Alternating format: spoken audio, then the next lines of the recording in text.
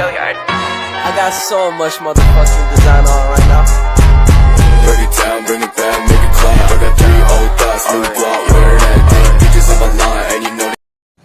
Rumusan masalah pada penelitian tersebut adalah untuk mengetahui pengaruh penggunaan leguminosa pohon sebagai sumber protein pengganti bungkil kedelai dan untuk mengetahui leguminosa pohon yang terbaik untuk memiliki kadar tanin yang rendah dan protein kasar yang tinggi. Hipotesisnya yaitu hipotesis 0, pemberian leguminosa sebagai sumber protein dalam pakan tidak dapat dijadikan pengganti bungkil kedelai. Hipotesis alternatif atau H1, pemberian leguminosa sebagai sumber protein dapat dijadikan pengganti bungkil kedelai. Perkenalkan, nama saya Arif Jumawan, NIM D1B023008 dari kelompok 9A. Selanjutnya akan membahas bab 7 tentang tujuan penelitian.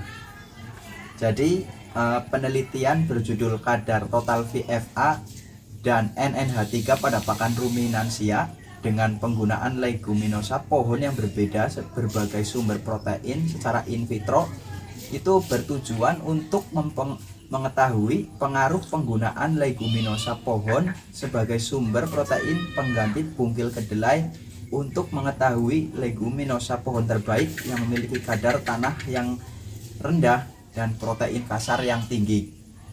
Selanjutnya bab 8 itu materi dan metode penelitian. Materi penelitian yang digunakan dalam percobaan in vitro ini adalah cairan rumen yang berasal dari 3 sapi potong di rumah potong hewan Bantarwuni, Kecamatan Kembaran, Kabupaten Banyumas. Bahan pakan yang digunakan adalah 40% rumput lapang, 30% ombok, 20% polar, dan 10% dari berbagai sumber protein. Bungkil kedelai sebagai R1, terus daun kaliandra sebagai R2, selanjutnya daun lamtoro sebagai R3, dan daun indigo vera sebagai R4. Sekian. Jadi untuk metode yang digunakan itu merupakan penelitian eksperimen karena menghitung kadar VFA total dan NNH3 dalam cairan rumen melalui penelitian yang dilakukan menggunakan rancangan acak lengkap dengan 4 perlakuan yang diulang sebanyak 4 kali, sehingga terdapat 16 unit percobaan, yaitu 4 perlakuan tadi diantaranya terdiri dari pemberian bungkil kedelai, pemberian leguminosa kaliandra, lamtoro, dan indigo vera. Lalu variabel yang diteliti itu merupakan kadar VFA total dan NNH3 dalam rumen.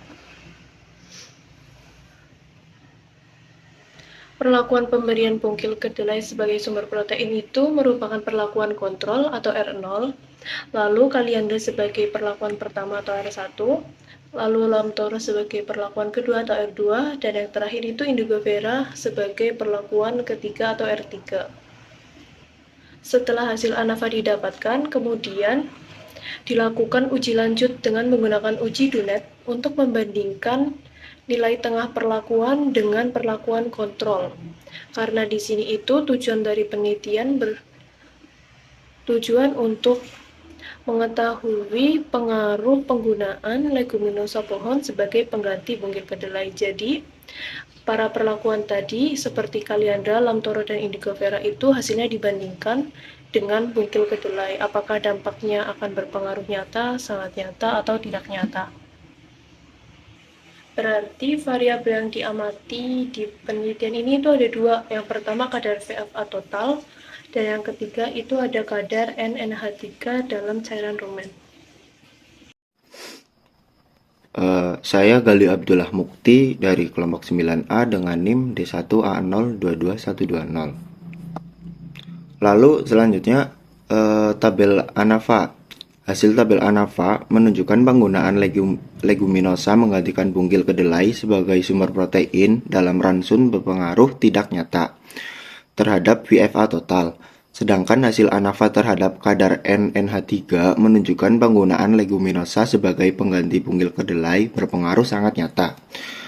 Lalu selanjutnya kesimpulan. Penggunaan leguminosa pohon sebagai sumber protein dapat dijadikan pengganti bungkil kedelai sebagai pakan ruminansia karena berpengaruh sangat nyata terhadap kadar NNH3, namun tidak berpengaruh nyata terhadap VFA total, dan Indigofera menjadi leguminosa terbaik dibanding Kaliandra dan Lamtoro.